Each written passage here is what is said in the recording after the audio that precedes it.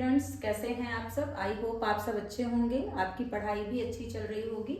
इसके पहले जो मैंने क्लास ली थी उसमें आप लोग को आहार या भोजन के बारे में बताया था और उसी क्लास को मैं आगे कंटिन्यू कर रही हूँ। आज हम पोषक तत्व न्यूट्रिएंट्स के बारे में पढ़ेंगे।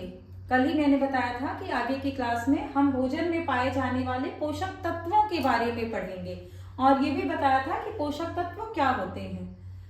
आहार में या एक मात्रा में पाए जाते हैं और यह हमारे शरीर के लिए बहुत ही आवश्यक है। इसको परिभाषित करते हुए कहा गया, जिस भोजन का हम सेवन करते हैं उसमें अनेक रासायनिक तत्व होते हैं जिन्हें हम पोषक तत्व कहते हैं। ठीक है, मतलब जो भोजन में रासायनिक तत्व पाए जा रहे हैं उन्हें हम पोषक तत्व कहते हैं। अब आप इस बात को इस तरह समझिए, हम दाल खाते हैं, चावल खाते हैं, रोटी सब्जी कुछ भी खाते हैं, हमारा शरीर उस चीज को नहीं मांग रहा है कि हमको चावल ही खाना है, हमको रोटी ही खाना है, हमको दूध पीना है, हमको दही पीना है।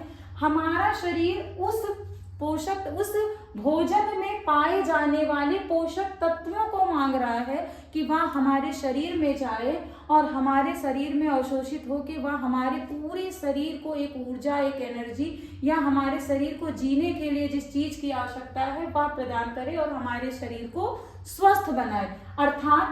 अर्थात देखिए, पोषक तत्व हमारे शरीर में उपस्थित वह अदृश्य घटक हैं जिनकी आवश्यकता हमें शरीर को स्वस्थ बनाए रखने के लिए होती है। आप नोट भी कर सकते हैं इस पॉइंट को कि पोषक तत्व हमारे शरीर में उपस्थित वह अदृश्य घटक है जिनकी आवश्यकता हमारे शरीर को स्वस्थ बनाए रखने के लिए होती। मैंने यही बताया कि भोजन हमारा शरीर मांग रहा है भूख लगने पर कि हमको चावल खाना है, दाल खाना है, लेकिन शरीर के अंदर जो हमारे शरीर को स्वस्थ बनाता है वह इस चीज की मांग कर रहा है कि इसमें पोषक तत्व कितनी मात्रा में है और कितनी मात्रा में हमारा शरीर उनको प्राप्त कर रहा है, जिससे हम स्वस्थ रहें या अपने दैनिक कार्यों को सही ढंग से करें, हमारा शरीर सही ढंग से कार्य करे और हम क्रियाशील रहें। तो आपको इतना तो समझ में आ गया होगा कि पोषक तत्व क्या है। जिस भोजन का हम सेवन करते हैं उसमें पाए जाने वाले वह घटक जिनसे हमारा शरीर पोषित होता है या पोषण प्राप्त करता है, जिससे हम स्वस्थ होते हैं और अपने दैनिक कार्यों को सुचारू ढंग से करते हैं। आपको अगर ये समझ आ गया है तो आप नीचे कमेंट्स कर सकते हैं और अगर इसमें कोई बात पूछनी है तो आप पूछ सकते हैं। ओके, फिर मैं आगे कंटिन्यू करती हूँ। देखिए, आप पोषक तत्व, ये मैंने बताया था कि पोषक तत्व 6 प्रकार के होते हैं, लेकिन इनको 3 वर्गों में बांटा गया। 3 वर्गों में बांटा गया, मैंने नोट कर दिया है इसीलिए कि आपको आराम से मैं बता सकूं। ऊर्जा प्रदान करने वाले पोषक तत्व जो हमारे शरीर को एनर्जी देते हैं। अब आपको ये पता है कि कोई भी कार्य करने के लिए शरीर में एनर्जी या ऊर्जा की जरूरत होती है। जैसे कोई भी गाड़ी, कोई भी मोटर चलता है तो उसे ईंधन की जरूरत होती है, पेट्रोल डीजल की जरूरत होती है। किसी भी चीज को चलाने के लिए, लाइट से चल रहा है तो उसे बिजली की जरूरत है, तेल से चल रहा है तो उसे पेट्रोल और डीजल की जरूरत है। तो वैसे ही हमारे शरीर को, हमारा शरीर भी एक मशीनरी की तरह ही कार्य करता है। हमारे शरीर को चलाने के लिए भी ऊर्जा की जरूरत होती है और यह ऊर्जा हमें भोजन में पाए जाने वाले पोषक तत्वों से ही प्राप्त होती है। अब वह पोषक तत्व कार्बोहाइड्रेट और वसा, कार्बोहाइड्रेट और वसा को ऊर्जा उत्पादक पोषक तत्वों के रूप में सम्मिलित किया गया और ये हमारे शरीर को ऊर्जा प्रदान करते हैं, जिसमें कार्बोहाइड्रेट की सबसे अधिक मात्रा हम खाद्य पदार्थ में ग्रहण करते हैं, क्योंकि ये मैंने इसके पहले क्लास में भी बताया था, लगभग हर तरह के खाद्य पदार्थों में कार्बोहाइड्रेट की मात्रा पाई जाती है। तो यह ऊर्जा उत्पादक पोषक तत्व है जो हमारे शरीर को एनर्जी देते हैं, जिससे हम अपनी दैनिक दिनचर्या को अच्छे ढंग से, नियमित ढंग से पूर्ण कर सकें। आई होप आपको समझ में आ रहा होगा। उसके बाद जो दूसरा पोषक तत्व है उसको शरीर निर्माणक पोषक तत्व कहा गया, अर्थात जो शरीर का निर्माण करते हैं। शरीर के निर्माण में वृद्धि एवं विकास है, तंतुओं के टूट फूट की मरम्मत है, ठीक है, नई कोशिकाओं का पुनर्निर्माण है, तो ये जो है ये शरीर निर्माणक पोषक तत्व हैं, जिनमें आपका प्रोटीन और साथ में जल, क्योंकि जल कल भी मैंने बताया था कि जल जो है वह भोजन को पचाने में, हमारे भोजन को शरीर में ले जाने में, अवशोषित करने में, अंतर्ग्रहण करने में, सब चीज में यह जल सहायक होता है। तो यह शरीर निर्माणक है। शरीर का 65 से 70% भाग जो है वह जल से ही बना होता है, ये शायद आप लोग जानते भी होंगे। तो यह शरीर निर्माणक पोषक तत्व है, जिसमें प्रोटीन और जल को सम्मिलित किया गया, नोट डाउन कर सकते हैं आप। इसके बाद जो तीसरा पोषक तत्व है उसको सुरक्षात्मक या रोगों से लड़ने वाला पोषक तत्व बताया गया। सुरक्षात्मक या रोगों से लड़ने वाला पोषक तत्व बताया गया, जिसमें आपके मिनरल्स और विटामिन आते हैं, मतलब खनिज लवण और विटामिन्स। इनकी सूक्ष्म मात्रा में आवश्यकता होती है, लेकिन आवश्यकता होती है क्योंकि यह हमारे शरीर को अंदर से मजबूत करते हैं, रोगों से लड़ने लायक बनाते हैं और शरीर को एक ऐसी एनर्जी प्रदान करते हैं जिससे हमारे शरीर में जो विभिन्न प्रकार के रोग आ रहे हैं उन संक्रमण से हम बच सकें। तो इनका होना भी शरीर में जरूरी है और यह हमें भोजन से ही प्राप्त होते हैं। अब इन सब के बारे में मैं डिटेल्स में वर्णन करूंगी, एक एक टॉपिक को लूंगी, जितना आज में कवर होगा वो मैं आज कवर करूंगी। ठीक है, मेरे ख्याल से इतना आप सबको समझ में आ गया होगा। पोषक तत्व भोजन में पाई जाने वाली वह मात्रा जो हमारा शरीर अवशोषित करता है, भोजन से अवशोषित करता है और हमारे पूरे शरीर में वो रक्त वाहिकाओं द्वारा, रक्त द्वारा, ऑक्सीजन द्वारा और जल द्वारा पहुंचा दी जाती है, जिससे हमारा शरीर सही ढंग से कार्य करता है और हम दैनिक दिनचर्या को अच्छे ढंग से कर सकते हैं और हम स्वस्थ रहते हैं। इसलिए एक व्यक्ति को स्वस्थ रहने के लिए संतुलित आहार की आवश्यकता होती है, जिससे वह समस्त प्रकार के पोषक तत्वों को प्राप्त कर सके। मैंने पहले भी अभी इसी क्लास में आगे बताया है कि दाल, चावल, सब्जी, रोटी सब जो भी हम खा रहे हैं वह हमारी इच्छा है खाने की, लेकिन हमारा शरीर उसमें पाए जाने वाले पोषण को ही प्राप्त करता है। इसलिए कोशिश ये करनी चाहिए कि जो भी आहार ग्रहण किया जाए उसकी मात्रा सही हो और उसमें वह संतुलित हो, जिससे हमारा शरीर पोषित हो सके। इतना आपको समझ में आ गया? ठीक। अब पोषक तत्व 6 प्रकार के होते हैं। देखिए, कार्बोहाइड्रेट्स, प्रोटीन, वसा, विटामिन, खनिज लवण और जल। ठीक है, अब हम सबसे पहले कार्बोहाइड्रेट को पढ़ेंगे कि कार्बोहाइड्रेट क्या है। कार्बोहाइड्रेट पहले हम इसके बारे में पूरा इस पोषक तत्वों का या आहार के बारे में डिटेल्स में पढ़ेंगे और उसके बारे में बाद में इसके जो छोटे छोटे से क्वेश्चन है उसको भी आगे की क्लास में हम सॉल्व करेंगे। तो कार्बोहाइड्रेट क्या है? कार्बन, हाइड्रोजन और ऑक्सीजन से मिलकर बनता है और यह 1:2:1 के अनुपात में मिलकर बने होते हैं। ठीक है, कार्बोहाइड्रेट की रचना कार्बन, हाइड्रोजन, ऑक्सीजन से मिलकर बनी होती है, जो 1:2:1 की मात्रा में मिले होते हैं। ठीक है, हमारे आहार में, हमने इसके पहले भी बताया, हमारे आहार में सबसे ज्यादा भाग हम अगर किसी का ग्रहण करते हैं तो वो कार्बोहाइड्रेट्स का होता है। हमारे आहार में जो सबसे ज्यादा भाग होता है क्योंकि ये गेहूं में भी पाया जाता है, ये चावल में भी है, मतलब अनाजों में पाया जाता है और हम सबसे ज्यादा फलों में भी है, सब में है और सबसे ज्यादा हम इन्हीं का सेवन करते हैं। तो हमारे शरीर में 55 से 65% भाग हम कार्बोस की मात्रा से ही ग्रहण करते हैं और उसी 55 से 65% ऊर्जा भी इसी से प्राप्त करते हैं। मतलब सर्वाधिक मात्रा यही हमारे शरीर में जाती है और सर्वाधिक ऊर्जा भी हमको इसी से प्राप्त होती है, चाहे वो शर्करा के रूप में हो, चाहे वो स्टार्च के रूप में हो, चाहे वो कार्बोस किसी भी रूप में हो, लेकिन इसी माध्यम से हमको वो प्राप्त होती है। अब 1 ग्राम कार्बोहाइड्रेट द्वारा लगभग 4 किलो कैलोरी, एक्यूरेसी में अगर देख लिया जाए तो 4.2 किलो कैलोरी ऊर्जा हमको प्राप्त होती है। 1 ग्राम कार्बोहाइड्रेट द्वारा 4.2 किलो कैलोरी ऊर्जा हमको प्राप्त होती है। ठीक है, और इसका अब इतना तो आपने पढ़ लिया कि क्या है और कैसे सर्वाधिक मात्रा हम इसी से प्राप्त करते हैं, क्योंकि हमारे भोजन में अधिकांश भाग जो होता है वो कार्बोहाइड्रेट का होता है और यह हमारे लिए आवश्यक है क्योंकि ऊर्जा रहेगी तभी हम अपने दैनिक कार्यों को कर सकते हैं। लेकिन हर चीज की एक लिमिट है, कोई भी चीज है वो हमको लिमिट में ही ग्रहण करना चाहिए। और इसका मुख्य कार्य क्या है? शरीर को ऊर्जा प्रदान करना। कार्बोहाइड्रेट का मुख्य कार्य क्या है? शरीर को ऊर्जा प्रदान करना, इसीलिए इसको ऊर्जा उत्पादक तत्व के रूप में सम्मिलित भी किया गया। ये मैंने आपको अभी बताया, इसीलिए कार्बोहाइड्रेट को ऊर्जा उत्पादक तत्व के रूप में सम्मिलित भी किया गया, क्योंकि इसका प्रमुख कार्य है ऊर्जा का उत्पादन करना। इसके स्रोत सभी प्रकार के अनाज, गेहूं, जौ, मक्का, शहद, आलू, गुड़, केला, सब में शर्करा और उसके रूप में यह विद्यमान है। ठीक है, सभी प्रकार के अनाज, पहले भी मैं बता रही हूँ, इस चीज को बार बार बता रही हूँ, इसीलिए सबसे ज्यादा मात्रा में ऊर्जा इससे प्राप्त होती है, क्योंकि सबसे ज्यादा मात्रा हम इसी की ग्रहण करते हैं दैनिक आहार में। कार्बोहाइड्रेट की ही सबसे ज्यादा मात्रा हम ग्रहण करते हैं।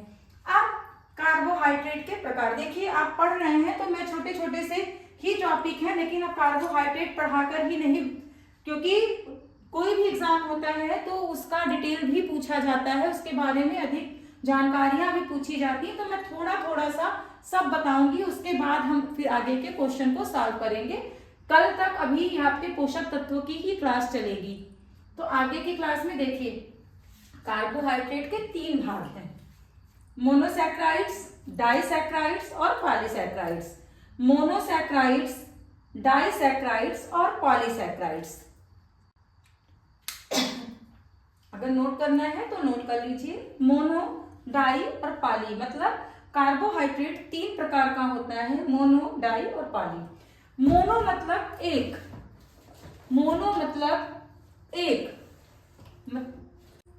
डाई मतलब 2, पॉलीसैक्राइड्स मतलब जिसमें कई प्रकार के अणु मिले हों। अब इसमें देखिए, मोनोसैक्राइड्स एक प्रकार के कार्बन अणु का बना होता है, सबसे सरल कार्बोहाइड्रेट है, पाचन क्रिया में अंतिम रूप में इसको प्राप्त किया जा सकता है। ठीक है, यह एक प्रकार के मतलब सिमिलर कार्बन अणु का बना होता है और यह पाचन क्रिया में बिल्कुल पूरी तरह से टूट जाता है, मतलब अंतिम चरण तक इसको प्राप्त किया जा सकता है। और इसके जो प्रमुख रूप हैं ग्लूकोज, फ्रैक्टोज, ग्लैक्टोज, जिसमें ग्लूकोज का सूत्र है C6H12O6, C6H12O6। ठीक, ग्लूकोज का कार्य आपको बता दें, ग्लूकोज तुरंत ऊर्जा प्रदान करता है सॉरी, ग्लूकोज तुरंत एनर्जी या ऊर्जा देने वाला तत्व है। आपने देखा है, किसी को लूज मोशन हो, किसी को चक्कर आए, किसी को कोई प्रॉब्लम हो, तो डॉक्टर तुरंत कहते हैं इसको ग्लूकोज पिलाओ, या तुरंत उसको डिहाइड्रेशन हुआ तो उसको ग्लूकोज चढ़ने लगता है तुरंत। तो यह तुरंत ऊर्जा प्रदान करने वाला तत्व है। ठीक है, यह तुरंत ऊर्जा प्रदान करने वाला तत्व है। फ्रैक्टोज को सबसे मीठी शर्करा बताई गई है, सबसे मीठी शर्करा, प्राकृतिक शर्करा में फ्रैक्टोज सबसे मीठी शर्करा है और यह फलों में पाई जाती है।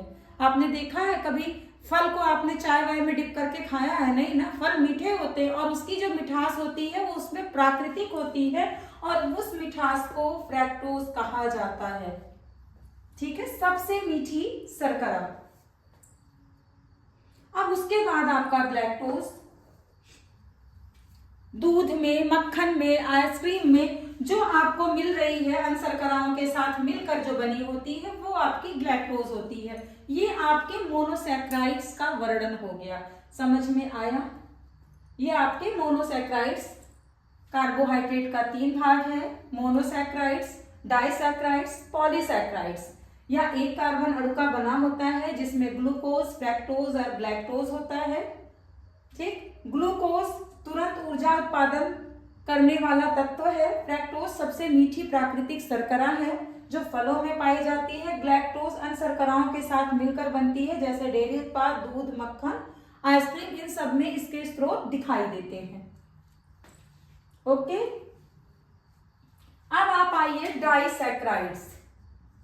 डाइसैक्राइड्स, दो मोनोसैक्राइड से एक अणु का जब निर्माण होता है तो उसे हम डाइसैक्राइड्स, नाम से स्पष्ट है डाई जिसमें दो, ठीक है, दो मोनो, ये जो मोनो है, जब दो मोनोसैक्राइड्स एक साथ मिलते हैं तो यहाँ पर एक अणु जब बनते हैं तो उसको हम डाइसैक्राइड्स कहते हैं। जैसे ग्लूकोज प्लस फ्रैक्टोज सुक्रोज बनता है, मतलब ग्लूकोज आपका यहीं से ग्लूकोज लिया गया, मोनो है, और फ्रैक्टोज भी आपका मोनो है। जब दोनों को मिलाया गया तो इसकी जो शर्करा बनी सुक्रोज है, ठीक है। ग्लूकोज और ग्लूकोज मिलके माल्टोज बनता है, यहीं से ग्लूकोज और ग्लूकोज को जब मिलाया गया तो माल्टोज, और ग्लूकोज और लैक्टोज को मिलाया गया तो लैक्टोज बनता है। समझ में आया आप लोगों को? ये जो शर्करा बनी सुक्रोज है, ठीक है, ग्लूकोज और ग्लूकोज मिलके माल्टोज बनता है, यहीं से ग्लूकोज और ग्लूकोज को जब मिलाया गया तो माल्टोज, और ग्लूकोज और लैक्टोज को मिलाया गया तो लैक्टोज बनता है। समझ में आया आप लोगों को? ये आपकी सुक्रोज, गन्ने में, गुड़ में जो शर्करा पाई जाती है, ठीक। अब गन्ने से बने गन्ने के रस का, जैसे चीनी, गुड़, गन्ने का रस, इसमें जो पाई जाती है वो सुक्रोज हो गई।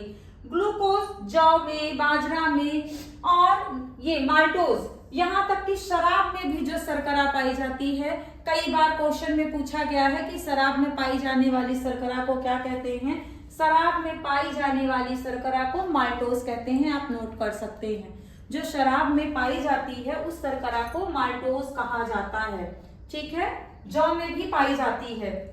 अब ग्लूकोज और लैक्टोज मिलके जो लैक्टोज तो मेरे ख्याल से सब जानते हैं, लैक्टोज दूध में पाई जाने वाली शर्करा है। लैक्टोज दूध में पाई जाने वाली शर्करा है, ओके। अब हम आते हैं पॉलीसैक्राइड्स पे। पॉलीसैक्राइड्स को सबसे जटिल शर्करा कहा गया, क्यों? क्योंकि ये दो या दो से अधिक डाइसैक्राइड्स का योग है। दो या दो से अधिक डाइसैक्राइड्स का योग है। पॉलीसैक्राइड्स सबसे अधिक जटिल शर्करा है, क्योंकि यह दो या दो से अधिक डाइसैक्राइड्स का योग है। समझ में आया? इसके अंतर्गत स्टार्च और सेलुलोज आते हैं। स्टार्च और सेलुलोज, स्टार्च आपको पता है वनस्पतियों में पाया जाता है, यहां तक कि आलू में भी पाया जाता है स्टार्च, ठीक है। संचित होता है, यह संचित होता है तनों में, जड़ में संचित होता है स्टार्च। और सेलुलोज भी पौधों में पाया जाता है, वनस्पतियों में पाया जाता है, ठीक। स्टार्च का एक गुण होता है, पकाने पर यह मुलायम हो जाता है और इसको हम ग्रहण कर सकते हैं। मेरे ख्याल से आपको कार्बोहाइड्रेट समझ में आ गया। कार्बोहाइड्रेट समझ में आ गया। ये कार्बोहाइड्रेट मैंने पूरा कवर कर दिया, ऊर्जा उत्पादक होता है, ठीक है। लेकिन शर्करा की या इसकी मात्रा अगर हम अधिक करते हैं, या ग्लूकोज जो है इसका स्त्रवण शरीर में सही नहीं होता, तो वही बाद में शरीर में बीमारी जैसे मधुमेह का जन्म हो सकता है शरीर में। इसलिए सब चीज की, कोई भी पोषक तत्व है, हर चीज का, भोजन में कोई भी चीज है, उसकी मात्रा एक निर्धारित रूप में ही हमको ग्रहण करनी चाहिए। किसी भी चीज को अधिक, किसी भी चीज की अधिकता, कहीं भी किसी चीज की अधिकता वो शरीर के लिए हानिकारक होती है। कोई भी कार्य है उसकी हम अधिकता करते हैं तो वह शरीर के लिए हानिकारक हो सकती है। इतना अगर आपको समझ में आ गया हो तो हम वसा का टॉपिक शुरू करें। चलिए आगे कंटिन्यू करते हैं। कार्बोज या कार्बोहाइड्रेट्स आपने पढ़ लिया और आई थिंक आपको समझ में भी आ गया होगा। पोषक तत्वों के रूप में कार्बोहाइड्रेट के कार्य बता दिए मैंने, उसकी संरचना बता दी मैंने, और उसके स्रोत भी बता दिए। अब आगे हम लोग पढ़ते हैं फैट या वसा। दूसरे पोषक तत्व के रूप में फैट या वसा हम पढ़ते हैं। नाम से ही देखिए, नाम से ही वसा मेरे ख्याल से सबको पता है क्या होती है, नाम से ही स्पष्ट है। वसा जिसमें चिकनाई हो, जो तेलीय हो, ठीक है, वो वसीय पदार्थ होते हैं जिसमें चिकनाहट पाई जाती है, ठीक। समझ में आया? जिसमें चिकनाहट पाई जाती है वो वसा, और ये पोषक तत्व के रूप में है। देखिए मैंने इसके पहले भी आपको बताया, किसी चीज की अधिकता न्यूनता दोनों ही हानिकारक है, वैसे वसा भी हमारे शरीर में पोषक तत्वों के रूप में है, लेकिन इसकी भी अधिकता और न्यूनता दोनों ही हानिकारक है।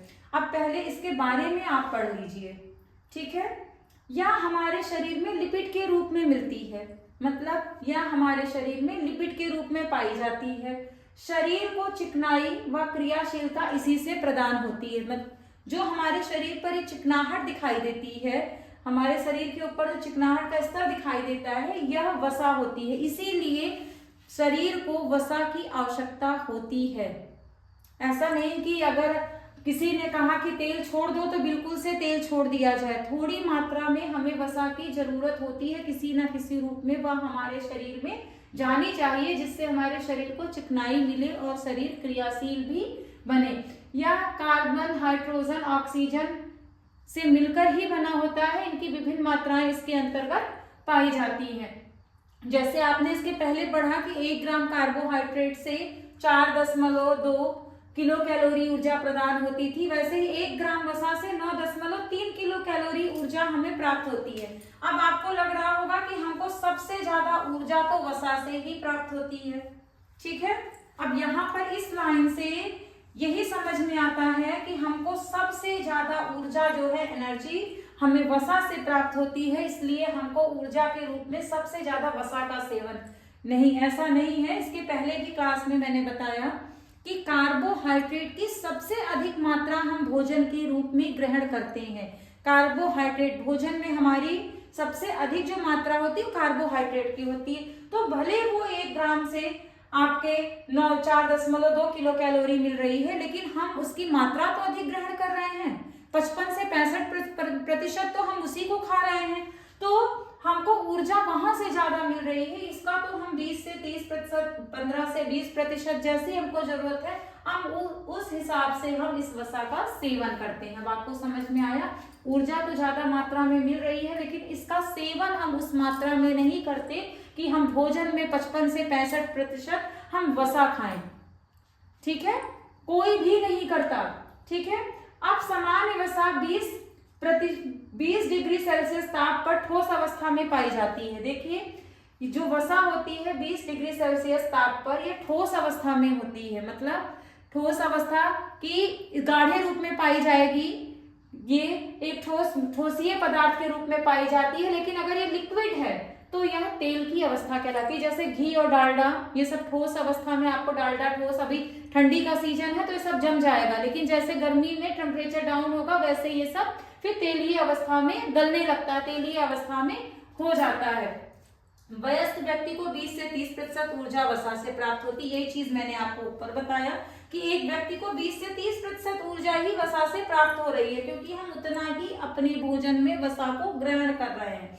वसा के स्रोत मेरे ख्याल से सबको पता है, मक्खन, पनीर, घी, मांस, मछली, तेल, डालडा, ऐसे जितने ड्राई फ्रूट्स जो है, ऐसे जितने भी ऐसी चीज हैं उसमें हमको वसा देखने को मिलती ही मिलती है। तो वसा क्या है? चिकनाई युक्त वो पदार्थ जो हमारे शरीर में लिपिड के रूप में विद्यमान रहता है, ठीक है, और शरीर को क्रियाशीलता प्रदान करता है, शरीर को चिकनाई देता है। अभी इसके कार्य को आप आगे भी पढ़ेंगे, या यहीं पे भी मैं बता सकती हूँ कि क्रियाशील बनाता है, ऊर्जा को संग्रहित करता है, बाहरी आघातों से हमारे शरीर को ऊर्जा, वसा ही हमारे शरीर को बाहरी आघातों से बचाती है। जैसे हमको चोट लगती है तो पहले हमारे स्किन के ऊपर लगती है, जिसमें फैट संग्रहित होता है, मतलब फैट यहाँ पर इकट्ठा है। तो चोट लगी तो पहले हमारे ऊपरी आवरण में लगती है, और अंदर की हड्डियां या जो केशिकाएं या कोशिकाएं जो भी हैं हमारे अंदर, वह हमारे सेफ रहती हैं। जब बहुत तेज आघात लगता है तब तक उन पर पहुंचता है। तो यह ऊर्जा ही या उस वसा ही इसका कार्य करती है। समझ में आया? आपको समझ में आया कि वसा ही इसका कार्य करती है, हमको बाहरी आघातों से भी बचाती है। और हमारी जो कोशिकाएं होती हैं शरीर में, यह स्वस्थ है, किस हिसाब से क्रियाशील है, कैसे कार्य कर रही है, यह भी वसा के नियंत्रण से ही या वसा से ही पता चलता है कि कैसे यह कार्य कर रही है। जितनी अच्छी मात्रा में हम वसा, अच्छी मात्रा में अच्छी वसा, देखिए अभी आगे हम वसा के भाग बढ़ाएंगे तब आपको समझ में आएगा। अच्छी वसा मतलब अच्छे तेल और उसका अगर सेवन करते हैं तो वह हमारे शरीर में अच्छे ढंग से कार्य करती है। हमारे शरीर में जो तापमान होता है उस तापमान को भी वसा ही नियंत्रित करती है। हमारे शरीर के तापमान को भी वसा ही नियंत्रित करती है। यह हमारे शरीर को चिकनाई प्रदान करती है, क्रियाशीलता देती है, ऊर्जा को संग्रहित करती है। जो हमारे शरीर में संग्रहित, जैसे हम किसी दिन भोजन नहीं करते हैं या देर से करते हैं तो यह हमारे शरीर में संग्रहित ऊर्जा का स्रोत है, वो हमको धीरे धीरे ऊर्जा देती रहती है जिसके माध्यम से हम उस कार्य को करते हैं। जैसे हमारे पास पैसा, हम रोज पैसा अर्न कर रहे हैं, उसमें से 10-10 रुपए हम रख रहे हैं। जिस दिन हमारे पास नहीं तो उसमें से हमने 10-20 निकाल लिया। वैसे ही हमारे शरीर में वसा जो है वो ऊर्जा को संग्रहित करती है। तब ऐसा होता है कि जिस दिन हम खाना नहीं खाए या हम फास्ट है या कोई ऐसी बात है तो ऊर्जा क्या है, उस संग्रहित ऊर्जा से हमको उस दिन ऊर्जा प्राप्त होती है और हम अपने कार्य को करते रहते हैं। जब तक उसके पास है तब तक वो देगी, जब पास नहीं है तो फिर उसकी भी लिमिट खत्म हो जाती है। ऐसा नहीं कि एक दिन खा के फिर 10 दिन, उसकी भी लिमिट है कि एक दिन 2 घंटे 4 घंटे जैसे, ठीक है। स्वस्थ कोशिका को क्रियाशील बनाती है, पहले ही बताया मैंने। और शरीर के तापमान को वसीय पदार्थ मतलब यही ऊर्जा जो होती है जो वसा से हमको प्राप्त होती है, यही शरीर के तापमान को भी नियंत्रित करती है। एक चीज और कई बार क्वेश्चन में पूछा गया है इसलिए मैंने इसको यहाँ पर ऐड कर दिया कि आप इसको नोट कर लें। आपने ऊंट देखा है, सबने देखा होगा। ऊंट की पीठ पर एक कुबड़ होता है। कुछ लोगों का यह कहना है, कुछ लोग नहीं, बहुत से लोग इस बात को कहते हैं कि रेगिस्तान में पानी नहीं पाया जाता तो ऊंट की पीठ पर जो कुबड़ होता है, ऊंट वहां पर एक बार में ही पानी पीकर वहां पर पानी को संग्रहित किए रहता है और लंबे समय से तक उसका काम उसी से चलता रहता है। यह गलत है, शायद आपको पता नहीं। ऊंट की पीठ पर जो कुबड़ पाया जाता है वह वसा है, वह वसा है। और ये इंपॉर्टेंट क्वेश्चन है, ये कई बार कई तरह के कंपटीशन के एग्जाम में पूछा गया है कि ऊंट के कुबड़ पर जो पाया जाता है वह किसका भाग है, जल का, वसा का, किस चीज का। तो ये याद कर लीजिए, ऊंट के कुबड़ पर जो पाया जाता है वो वसा होती है। ठीक, मेरे ख्याल से समझ में आ गया होगा आप लोग को। अब वसा कितने प्रकार की होती है, इसके पहले आपने उन लोग ने कार्बोहाइड्रेट के प्रकार पढ़े थे, पोषक तत्वों में ही आप चल रहे हैं। वसा 3 प्रकार की होती है, संतृप्त वसा, असंतृप्त वसा, trans fat, saturated fat, unsaturated fat और ट्रांस फैट। अब देखिए संतृप्त वसा क्या है। संतृप्त वसा क्या है, यहाँ पर उसका वर्णन हम सैचुरेटेड फैट का वर्णन कर रहे हैं। संतृप्त वसा क्या है, यह हमारे शरीर के लिए लाभदायक नहीं है, ऐसे ही समझिए। संतृप्त वसा जो है वो हमारे शरीर के लिए बहुत अधिक लाभदायक नहीं है। शरीर में जो कोलेस्ट्रॉल का स्तर होता है इसको ये बढ़ा देती है। और ये आपको पता है, अगर कोलेस्ट्रॉल का स्तर बढ़ेगा तो दिल संबंधी रोग तुरंत होने लगेगा, हार्ट सही से काम नहीं करेगा, ब्लॉकेज शुरू हो जाएगी। तो सैचुरेटेड फैट की अधिक मात्रा हमारे शरीर के लिए अच्छी नहीं है, इसलिए इसका सेवन अगर करें भी तो कम मात्रा में करना चाहिए। ऐसा नहीं है कि किसी चीज का सेवन बिल्कुल ही बंद कर दिया जाए। हर चीज की शरीर को कुछ ना कुछ मात्रा में आवश्यकता होती है, लेकिन किसी चीज की अधिकता नुकसानदायक है और ये कोलेस्ट्रॉल के स्तर को बढ़ाती है। और कोलेस्ट्रॉल बढ़ेगा तो हार्ट संबंधी बीमारियां होंगी ही होंगी, इसलिए इसका कम मात्रा में सेवन करना चाहिए। यह मक्खन में, अधिक पनीर में, मांस में, घी में और डालडा में पाई जाती है। नोट कर लीजिए, मक्खन, पनीर, मांस, घी, डालडा में पाई जाती है। ओके, अब आप आइए असंतृप्त वसा, अनसैचुरेटेड फैट। अनसैचुरेटेड फैट यह शरीर के लिए अच्छी होती है, ठीक है, यह शरीर के लिए अच्छी होती है। दिल मतलब हार्ट पर इसका बहुत अधिक दुष्प्रभाव नहीं पड़ता, क्योंकि यह कोलेस्ट्रॉल के स्तर को बढ़ाती नहीं है, घटा सकती है। जो खराब कोलेस्ट्रॉल होता है, ठीक है, उसको ये घटा सकती है। यह मूंगफली के तेल, सूरजमुखी के तेल, सोयाबीन के तेल, जैतून के तेल, काजू और बादाम में पाई जाती है। सैचुरेटेड फैट जो होता है, सैचुरेटेड फैट ये शरीर के लिए हानिकारक है, इसके अधिक मात्रा में इसका सेवन हमें नहीं करना चाहिए। अनसैचुरेटेड फैट जो है इसका सेवन हम कर सकते हैं, यह स्वास्थ्य के लिए सही होती है और यह सोयाबीन के तेल, मूंगफली के तेल, सूरजमुखी तेल, जैतून के तेल, काजू और बादाम में पाई जाती है। ओके, अब आइए ट्रांस फैट। जो तीसरी आपकी वसा है ये है ट्रांस फैट। इसमें तो बुरे कोलेस्ट्रॉल की मात्रा अत्यधिक पाई जाती है। जैसे इसमें आपने सैचुरेटेड फैट में पढ़ा कि इसकी कम मात्रा में सेवन करना चाहिए, ये नहीं लिखा है कि आपको बिल्कुल नहीं खाना चाहिए, बस कम मात्रा में। लेकिन ट्रांस फैट ऐसा है कि इसकी मात्रा जो है ये अच्छे कोलेस्ट्रॉल को घटा देती है, अच्छे कोलेस्ट्रॉल को घटा देती है और बुरे कोलेस्ट्रॉल की मात्रा को बढ़ा देती है और दिल संबंधी रोगों को बढ़ावा देती है। और यह आजकल उसी में पाई जाती है जो आजकल के बच्चों को बहुत ज्यादा पसंद है। बताइए क्या? जंक फूड में है, उसमें ये ट्रांस फैट पाया जाता है जो शरीर के लिए बिल्कुल भी लाभदायक नहीं है। तो हमने दो पोषक तत्व आज पढ़े, पहला कार्बोहाइड्रेट और उसके पार्ट्स पढ़े कि कार्बोहाइड्रेट दोनों ऊर्जा, मतलब एक जो पोषक तत्वों को 3 भागों में बांटा गया, ऊर्जा उत्पादक, शरीर निर्माणक और सुरक्षात्मक तत्व, उसमें से एक पार्ट हमने आज कंप्लीट कर लिया जिसमें कार्बोहाइड्रेट था जो ऊर्जा का उत्पादन करता था, कैसी चीज की जरूरत है। दूसरा हमने वसा पढ़ा। अब देखिए, मैंने ये बताया कि न्यूनता और अधिकता दोनों नुकसानदायक है। किसी भी चीज की अगर वसा की न्यूनता हो जाएगी शरीर पे, कार्बोहाइड्रेट या वसा, कार्बोहाइड्रेट भी आपने पढ़ा कि अगर हम सही मात्रा में भोजन नहीं लेंगे या कार्बोहाइड्रेट की मात्रा नहीं लेंगे तो निश्चित है कि ऊर्जा का उत्पादन कम होगा, हम क्रियाशील कम हो जाएंगे। वैसे ही फैट है, पहली बात तो फैट की मात्रा बहुत लेनी नहीं है, लेकिन जितनी लिमिट में है उतना तो हमको लेना ही है थोड़ा सा, जिससे हमारे शरीर को चिकनाई मिले, तरलता बने, तापमान सही रहे शरीर का, ठीक है, ऊर्जा मिलती रहे। अगर हम ऐसा नहीं करते हैं तो न्यूनता से क्या होता है, व्यक्ति बहुत ज्यादा दुबला पतला हो जाता है, उसकी स्किन एकदम रूखी रूखी हो जाती है, वो दैनिक कार्यों को सही ढंग से नहीं कर पाता, उसका जो टेम्परेचर है वो अप डाउन होता रहता है। तो ऐसी स्थिति में डॉक्टर उसको कहते हैं आप थोड़ा सा ऐसी ऑयली चीजें या ऐसी चीज खाइए जिसमें फैट हो।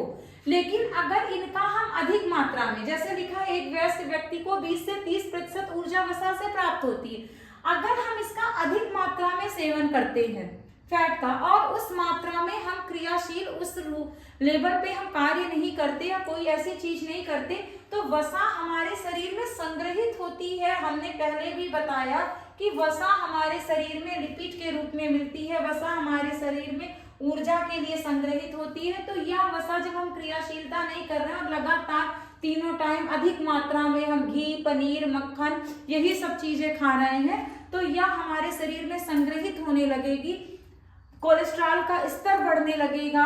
कोलेस्ट्रॉल का स्तर बढ़ने से रक्तचाप जो है वो आपका नियंत्रित नहीं रहेगा, हार्ट हृदय संबंधी बीमारियां हो जाएंगी। इसके अलावा शरीर के आंतरिक भागों पे भी फैट जमा होने लगेगा और शरीर भी मोटापे का शिकार हो जाएगा। और मोटापा है तो अनेक बीमारियां, चाहे वो शुगर है, चाहे वो बीपी है, चाहे वो हार्ट की बीमारियां हैं, सारी बीमारियां प्रारंभ हो जाती हैं। इसलिए इसको एक नियंत्रित मात्रा में ही इसका सेवन तो आवश्यक है, लेकिन नियंत्रित मात्रा में ही इसका सेवन किया जाना चाहिए जिससे शरीर स्वस्थ रहे। तो आपको पता चल गया कि मोटापा है या हार्ट संबंधी रोग है, ऐसा कोई भी रोग है वो जो है ये फैट की अधिक मात्रा से हमारे शरीर पर शुरू हो जाता है।